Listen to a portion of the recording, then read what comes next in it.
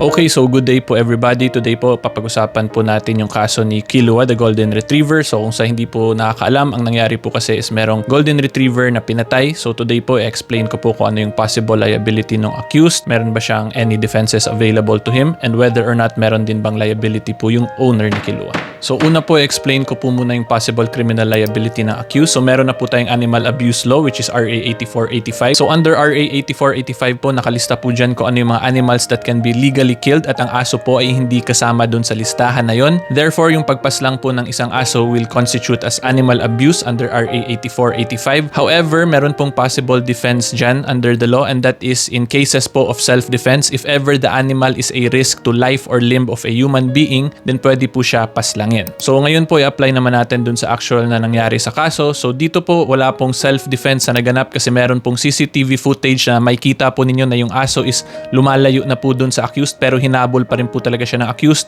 So meron din pong statement lately ng accused na pinatay daw niya yung aso kasi nakakagat daw ng matanda, nakagat din daw siya. And since siya po yung nag-a-allege ng defense na yon, dapat yung accused po ang mag-provide ng evidence that will clearly show na yung dog po is a clear risk to life or limb of him, to himself or to that of a third person. Pero like I said, kita po natin sa CCTV footage, wala na pong risk kasi tumatakbo na yung aso at despite that, hinabol pa rin siya at pinaghampas po ng accused. So in conclusion, I believe there is no valid self-defense in this case and if the case will proceed then possible pong magkaroon ng criminal liability yung accused. And for the penalty naman po for animal abuse, the penalty ranges from 6 months up to 2 years imprisonment. Okay, so ngayon pag-usapan po natin kung meron bang possible liability yung owner kasi meron din po akong nababasang mga comment na nakawala daw kasi yung aso kaya dapat wala pong liability yung accused. So yung provision na yan po is Article 2183 of the Civil Code and that provision speaks of civil liability and not criminal liability po.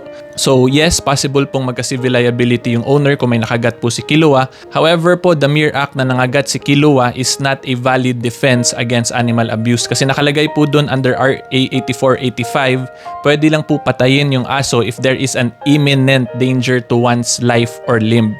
And like I said earlier, may kita po natin sa CCTV, wala na pong imminent danger, diba? Kasi tumakbo na si Killua tapos sinabol pa po siya. Okay, so that's for today's video po. Medyo sad po, no? Kasi ako po, I also have 3 fur babies at myself.